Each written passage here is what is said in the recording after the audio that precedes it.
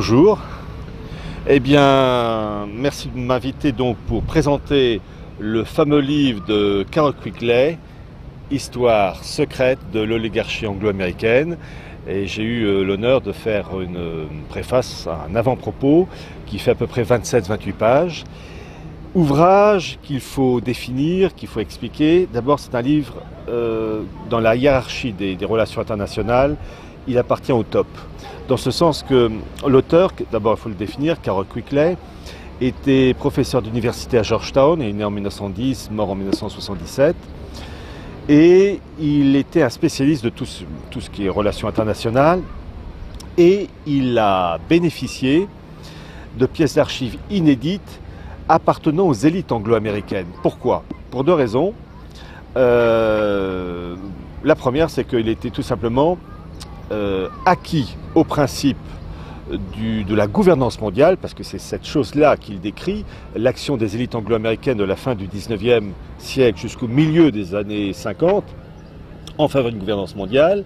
Il est acquis à cet idéal, donc fatalement ami avec ces gens-là. Et la conséquence, et c'est le deuxième point, c'est qu'il a bénéficié des pièces d'archives de ses amis.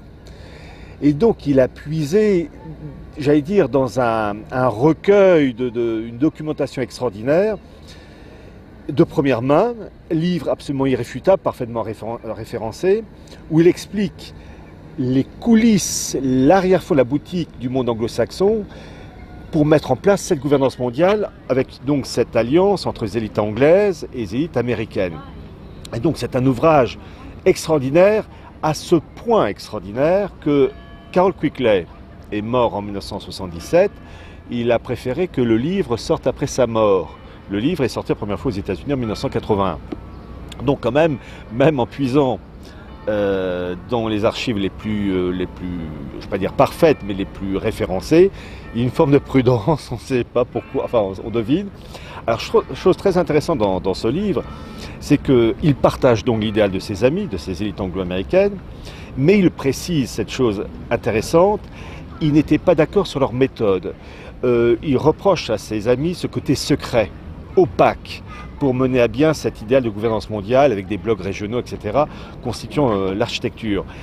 Mais il réprouve donc la méthode secrète. Lui, il aurait voulu que ça soit fait d'une manière, j'allais dire, démocratique à la lumière. Là, on peut reconnaître peut-être le côté un peu candide ou naïf, parce qu'il n'y a pas de secret. On aurait eu envie de lui dire à ce Carroll Quigley que ces choses-là ne pouvaient se faire que dans le secret, évidemment pas au vu et au su de tout le monde.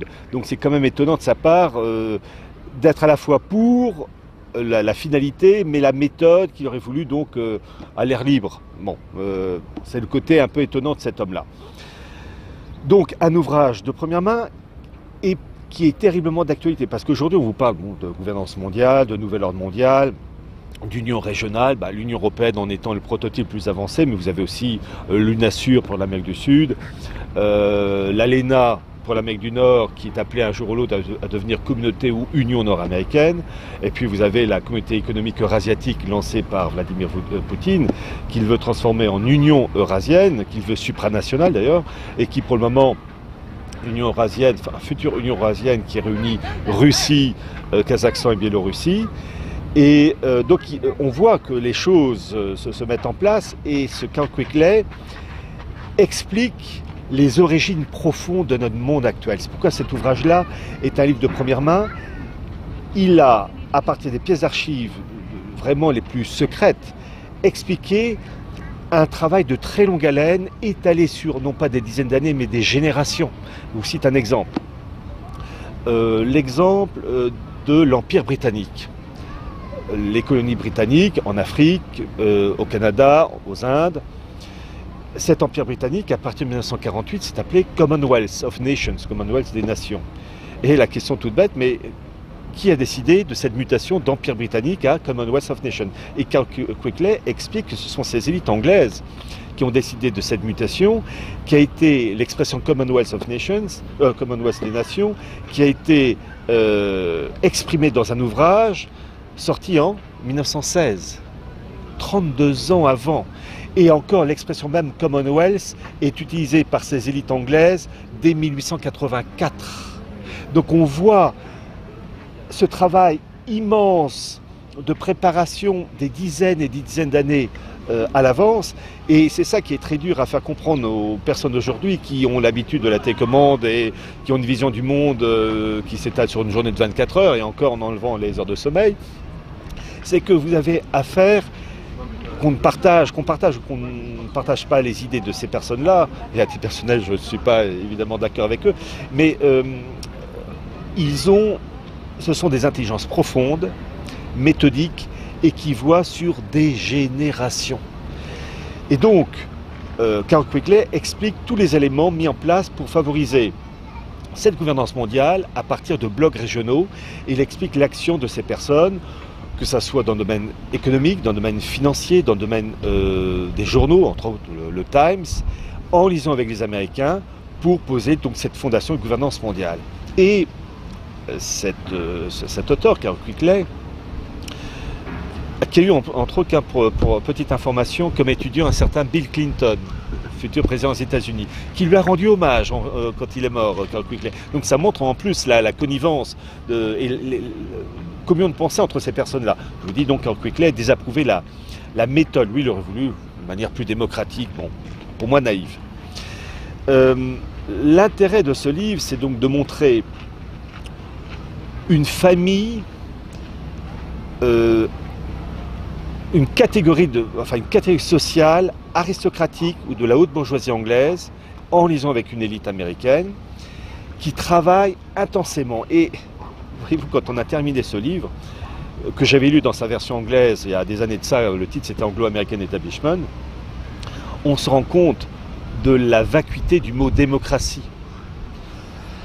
Parce que sincèrement, ces gens-là tenaient à la fois les cordons de la bourse, les intérêts politiques, ils tenaient tous les verrous du système, alors que le peuple choisisse plutôt les partis travaillistes ou conservateurs. Fondamentalement, ça ne changeait strictement rien. Carroll Quigley cite non pas des dizaines, mais des centaines de noms de ces élites anglo-américaines, et parmi ces élites, évidemment Cecil Rhodes. Carroll Quigley cite Alfred Milner, qui était le bras droit de Cecil Rhodes et qui a travaillé entre autres durant la Première Guerre mondiale au service du Premier ministre anglais Lord George.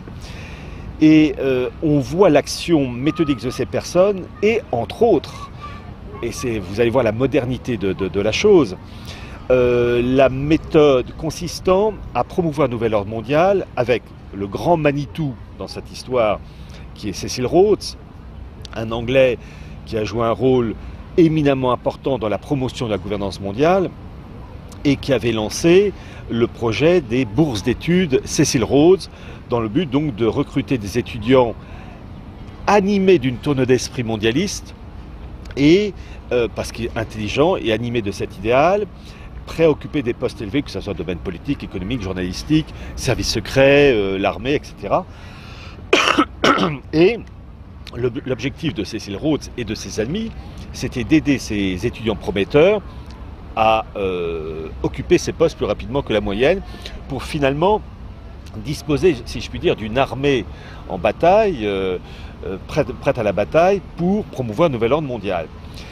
Cecil Rhodes est mort en 1902 et les bourses d'études ont été véritablement lancées en 1904. Et c'est son bras droit, ce que raconte Carroll Quigley, Alfred Milner, avec énormément de personnes, Lionel Curtis, Robert Brandt, je vous dis, il y a des centaines de noms, qui vont donc favoriser cet idéal. Et pour vous montrer l'actualité de cette chose, ces bourses d'études Cecil Rhodes, donc, qui recrutent à l'échelle planétaire, que ce soit en Europe, en Asie, aux Amériques, des étudiants prometteurs, eh bien, l'objectif donc est de favoriser cette gouvernance mondiale avec des blocs continentaux.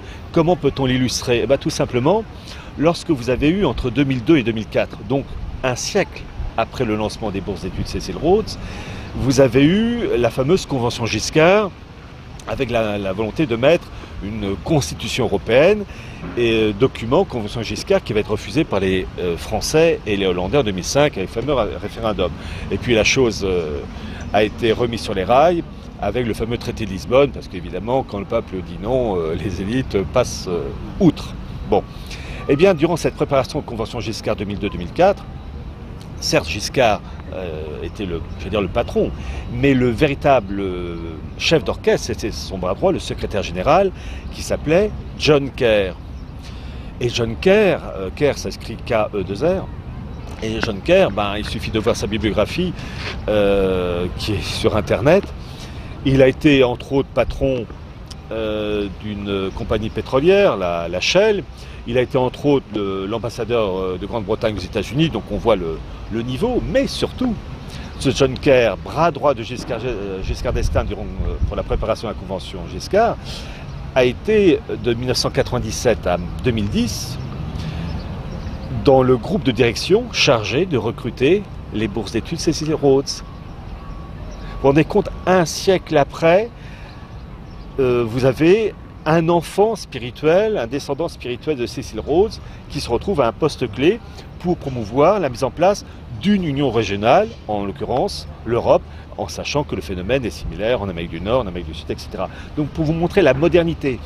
Et c'est ça l'immense intérêt de ce livre que je classe, je vous dis, au sommet. Il y a très peu de livres vraiment au niveau relations internationales et géopolitiques qui apportent des informations de première main. Le livre de Carroll Quigley appartient à cette catégorie, un ouvrage qui permet de comprendre la situation actuelle parce qu'il explique les origines profondes, les racines à l'origine de notre monde actuel.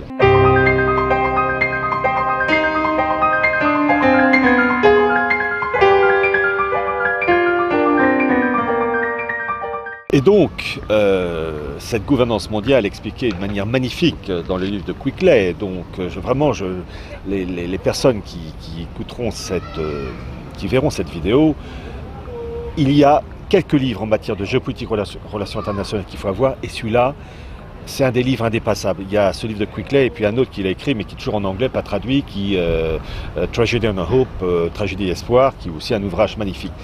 Ça, et puis les livres de Sutton. Bon.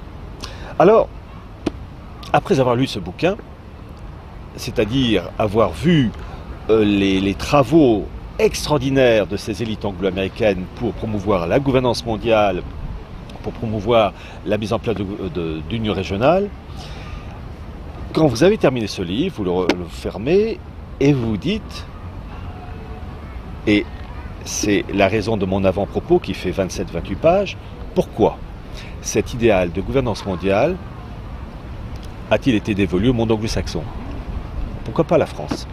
Pourquoi pas l'Allemagne? Pourquoi pas les pays scandinaves? Pourquoi pas l'Italie? Et l'autre question que l'on peut se poser, c'est pourquoi ce monde anglo-saxon est à ce point lié au monde juif? Question délicate, mais qu'il faut évoquer, parce que tout simplement, le livre de Carroll Quigley en parle, et il en parle en particulier en citant le rôle éminemment important de Cecil Rhodes, qui a confié la gestion de son patrimoine financier qui est absolument colossal. C'est lui, entre autres, Cecil Rhodes, qui est à l'origine de la création de l'industrie diamantaire de Beers. Bon, une fortune colossale. Et l'argent étant le nerf de la guerre, il est toujours très intéressant de voir son application. Eh bien, le testament de Cecil Rhodes, il confie cette gestion, toutes ses richesses, à qui? À Rothschild. Alors, il faut être franc aussi, il a confié aussi par la suite la gestion de son patrimoine à d'autres personnes. Mais quand même, je crois que c'était Nathan Mayer Rothschild qui est mort en 1915, il y a un siècle de ça. Donc Cecil Rhodes avait confié, avait fait un testament en faveur de Rothschild. Donc pourquoi Rothschild? Pourquoi ce monde juif? Et donc pourquoi ce monde anglo-saxon est-il si lié, en fait, depuis des siècles, au monde juif? Donc pourquoi la gouvernance mondiale en liaison avec les anglo-saxons? Et pourquoi ce monde anglo-saxon est-il à ce point lié au monde juif, à la synagogue? Bon.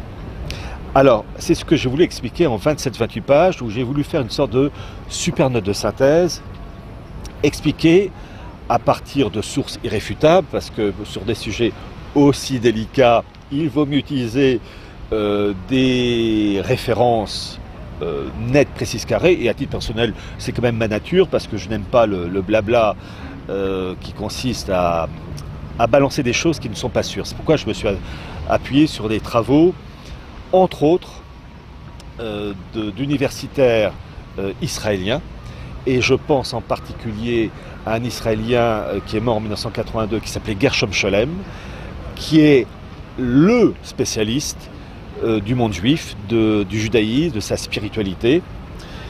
Je me suis appuyé sur les travaux d'un historien juif anglais qui est mort en 1970, qui s'appelait Cecil Rhodes, non pas Rhodes, Rhodes R-O-T-H, et qui a été professeur à peu près 25 ans à Oxford, et qui est un éminent professeur spécialisé dans le monde juif, et entre autres les Maranes, c'est-à-dire ces juifs faussement convertis d'Espagne, Portugal au catholicisme.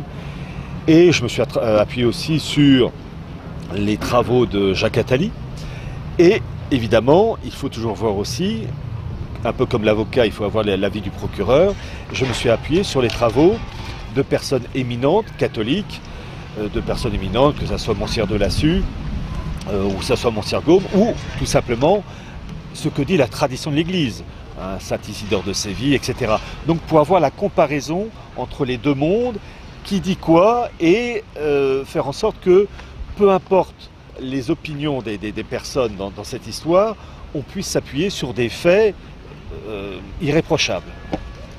Et pour expliquer l'idéal anglo-saxon lié au monde juif et cet idéal de gouvernance mondiale, il faut d'abord dire qu'il y a une opposition irréductible entre l'Église et la synagogue. Pour les catholiques, le Christ, c'est le Fils de Dieu incarné, mort et ressuscité. Pour la synagogue, c'est une aberration, c'est une insulte. Certes, ils reconnaissent, le monde juif reconnaît le Christ comme personnage historique, comme un prophète qui a réussi. Mais en aucun cas, il lui donne le titre de Messie, Fils de Dieu incarné. Et pour la synagogue, c'est une insulte, une horreur et une chose à effacer. Car la synagogue, les Juifs attendent toujours l'arrivée du Messie. Donc il y a deux mondes absolument irréductibles. Le monde né de la rédemption avec l'arrivée du Christ, et un monde européen en particulier qui s'est appuyé, que ce soit d'un point de vue spirituel avec l'Église et temporel avec les États, s'inspirant du modèle catholique, avec lequel la France, modèle par excellence au XIIIe siècle avec Saint-Louis, donc modèle qui a servi de référence pour la construction d'un monde catholique, d'un point de vue spirituel et temporel, et la synagogue en face, qui refuse ce monde spirituel et temporel, et qui présente sa version, sa doctrine, en sachant que pour la synagogue, il faut que le Messie, leur Messie arrive. Dans l'esprit catholique, le Messie des Juifs, c'est l'Antéchrist. Bon. Et pour cela, vous allez avoir une guerre à mort entre la synagogue et l'Église, avec les conséquences temporelles, les conséquences économiques, les conséquences psychologiques. Et dans cette histoire, la synagogue va produire une doctrine qui est le Talmud. Le Talmud, on peut définir ça de la manière suivante, qui est une sorte de code juridique pour permettre aux Juifs de vivre dans un monde spirituel et temporel de moins en moins en accord avec eux, puisque le monde devient catholique, le monde romain avec Constantin, et puis par la suite se catholise de plus en plus. Et par la suite, la synagogue va produire ce qu'on appelle le noachisme, qui est le contre-modèle catholique, qui est d'organiser la planète en fonction des codes de la synagogue. Là, je ne cherche pas à insulter, c'est pas mon style, ou à rabaisser. Je vais essayer simplement de présenter, peu importe les convictions des personnes qui vont m'entendre, le projet. Le noachisme, qui consiste à créer une religion pour les non-juifs, ce qu'on appelle les gentils, et entre autres à détruire le catholicisme, ou plus exactement à le transformer, et je cite l'expression d'un grand rabbin, le rabbin Ben Amozeg, mettre en place le catholicisme d'Israël. C'est-à-dire entre autres un catholicisme donc judaïsé, où comme par hasard le culte marial disparaît, la Sainte Vierge elle disparaît, la Sainte Trinité, qui est quand même un élément fondamental du catholicisme, disparaît parce que pour la synagogue, le catholicisme est un trithéisme, donc sous-entendu un polythéisme, donc c'est à faire disparaître. Et donc, judaïser le catholicisme pour le rendre compatible avec la seule maison mère véritablement héritière du message du Dieu unique, la synagogue, qui doit supplanter l'Église.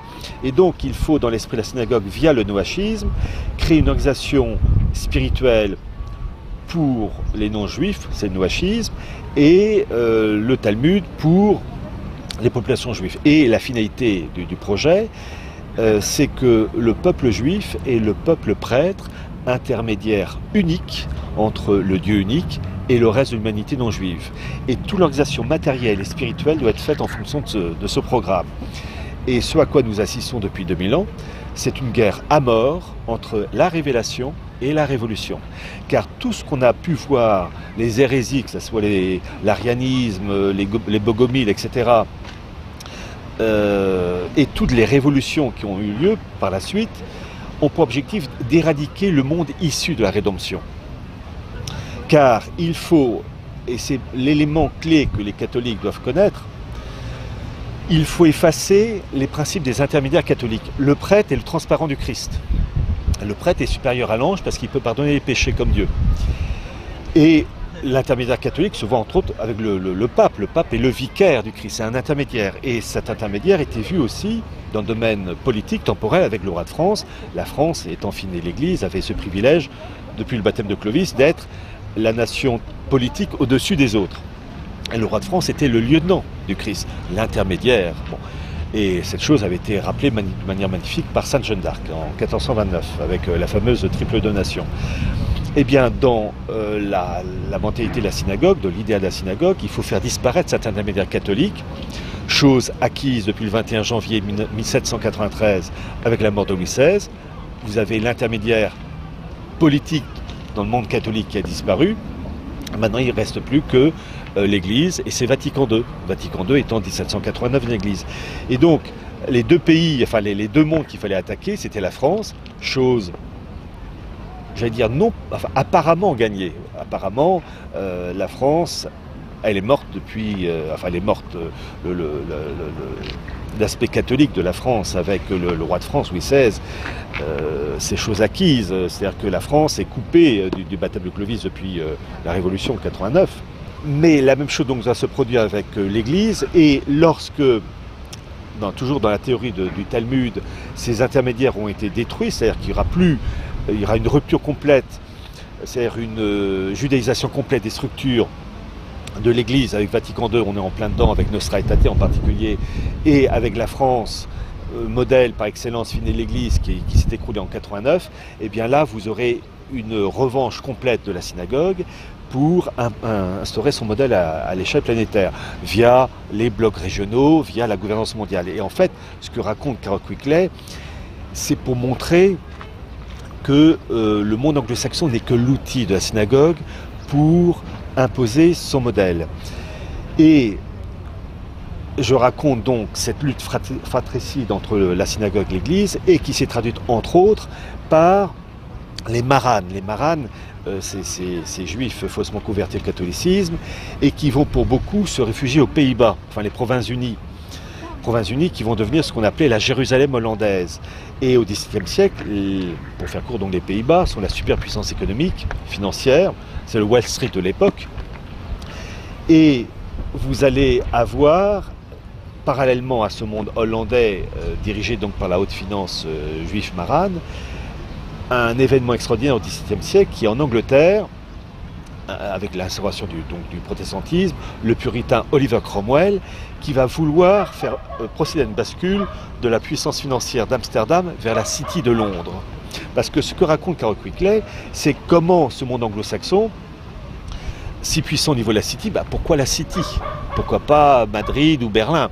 Et en fait, vous allez avoir cette bascule d'Amsterdam à la City de Londres, parce que vous allez avoir, à partir des années 1650, avec Oliver Cromwell, adepte du puritanisme, c'est-à-dire de l'Ancien Testament, comme les Juifs, donc il y a une communion de pensée, une volonté de cet homme de procéder à une bascule en faisant venir les Juifs, les maranes hollandais, au niveau de la City.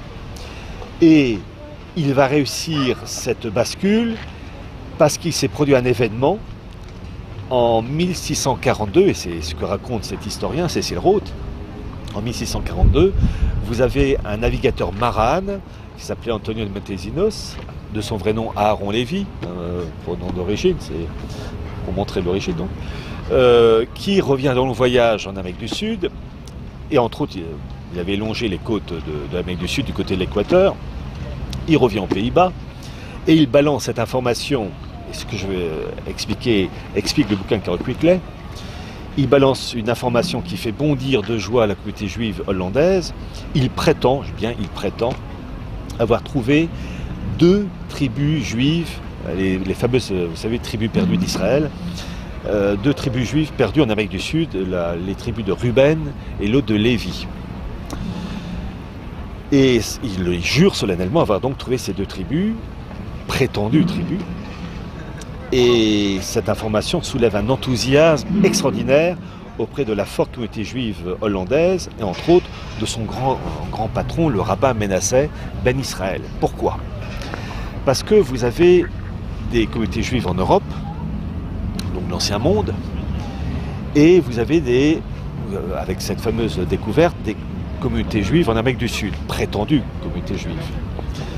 Il faut savoir qu'à cette époque, au XVIIe siècle, vous n'aviez pas de juifs en Angleterre, car ils avaient été tous expulsés en 1290 par le roi d'Angleterre, Édouard Ier.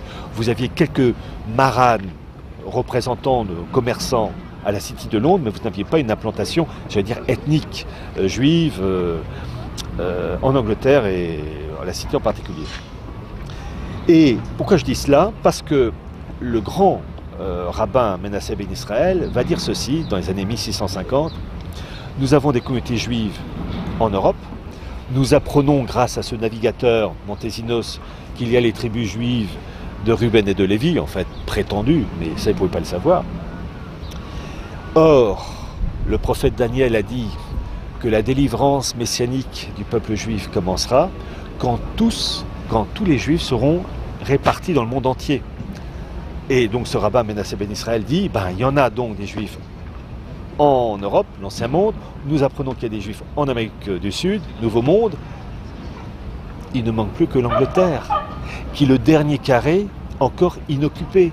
Et là, lorsqu'il y aura donc peuplement juif en Angleterre, là la dispersion complète du peuple juif donc se fera, et donc ça sera le début, le prélude de la délivrance messianique. Et à ce moment-là, Menasseh Ben Israël s'adresse à Oliver Cromwell, puritain et en communion de pensée avec les Juifs, pour demander une réinstallation des Juifs en Angleterre. Vous avez des tractations qui se mettent en place parce que Oliver Cromwell est acquis à la chose, et en échange, il dit quoi? Eh bien, il dit, vous, puissance financière d'Amsterdam, vous pouvez venir, mais vous basculez, j'allais dire, tous vos biens, vos avoirs, etc., votre finance, d'Amsterdam à la City de Londres. Donc, vous aurez donc un peuplement juif en Angleterre, comme ça vous serez heureux, ça correspondra à votre idéal religieux, et nous, on aura l'argent, et on travaillera ensemble. Et en 1656, vous avez, et c'est ce que raconte très bien Cecil Rhodes, et que j'ai donc repris dans mon bouquin, enfin dans le bouquin Quickley, pour l'avant-propos, cette bascule d'Amsterdam à la City de Londres, et c'est ça qui pose, l'alliance judéo-anglo-protestante, et qui lance finalement la grande puissance du monde anglo-saxon, qui va être ensuite décrite par Carol Quickley, car c'est à partir de cette époque-là, XVIIe siècle, que l'impérialisme britannique, nourri par cette finance juive qui a migré d'Amsterdam à Londres, va véritablement s'élancer à la conquête du monde, l'Amérique du Nord, les colonies, etc., en vue d'une gouvernance mondiale. Finalement, le monde anglo-saxon n'est que l'outil de la synagogue.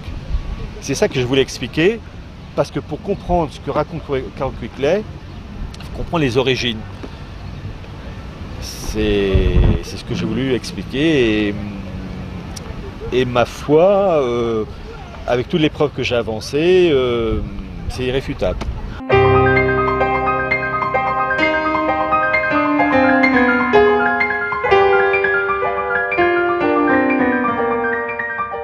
Pour clore cette explication, j'ai parlé des maranes, j'ai parlé du rôle de la synagogue, etc.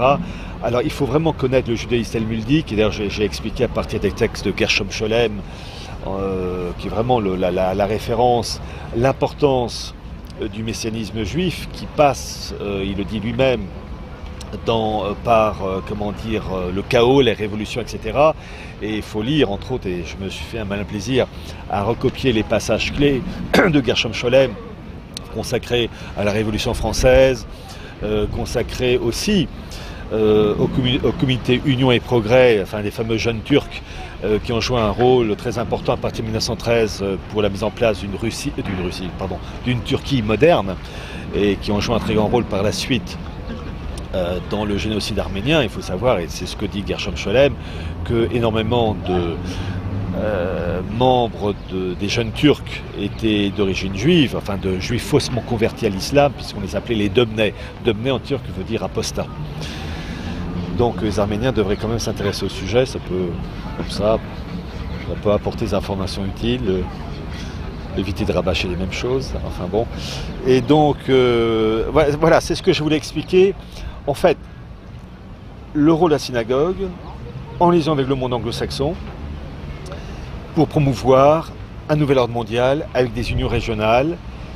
Et ensuite, on comprend le livre de Carroll Quigley, donc Histoire secrète de l'oligarchie anglo-américaine. On comprend ce livre car les actions décrites par cet historien universitaire américain, on ne peut comprendre ces actions qu'avec le travail fait en arrière-fond par le monde juif, le monde anglo-saxon à son début avec Oliver Cromwell, et les conséquences.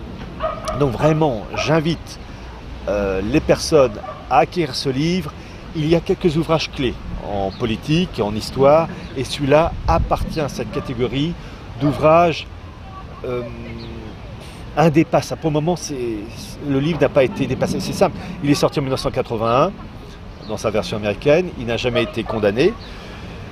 Je vous dis, même l'auteur a préféré que le livre sorte après sa mort, ce qui est quand même bon signe.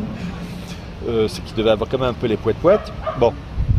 Et c'est un ouvrage extraordinaire. Vraiment, il y a peu de mots pour expliquer la situation actuelle décrite par Carroll Quigley, un livre d'une modernité, un livre indépassable. Bon. Sinon, la note d'espoir que je peux apporter, c'est que ce monde décrit par Carroll Quigley est temporaire. Nous sommes au mois de juin 2015, on est le 8 juin, on est arrivé en bout de course. C'est-à-dire que véritablement, l'idéal étant d'établir une gouvernance mondiale, nos ennemis sont obligés de procéder à une crise majeure, le fameux Ordo ab Chao, pour tenter de passer à l'idéal suprême qui est l'établissement d'une gouvernance mondiale avec le règne de l'Antéchrist et de Lucifer. Et on est arrivé dans la dernière ligne droite, et donc l'intérêt de ce livre de Quigley, c'est de montrer, et c'est ce que je raconte en plus dans l'avant-propos, c'est que c'est un projet extraordinaire, mais avec un fond luciférien. Et que cet idéal qui est sur le point de réussir, parce que tous les éléments favorisent l'instauration de cette gouvernance mondiale, à un moment donné, il y aura la petite pichenette divine qui permettra à cette immense pyramide en cours de construction de s'écrouler. Mais je demande donc aux personnes qui vont écouter cette petite exposé de véritablement comprendre l'origine profonde des mots MAUX qui nous assaillent, car je le dis souvent en conférence, on ne connaît pas les origines. Et c'est ce que Carroll Quigley explique, et c'est que j'ai à mon tour essayé d'expliquer en une super note de synthèse de 27-28 pages, que j'ai voulu les plus référencées, les plus sûres, que ça puisse être lu par des partisans ou adversaires du système. Je le dis, je le redis à chaque fois, le problème, il y a une méconnaissance complète.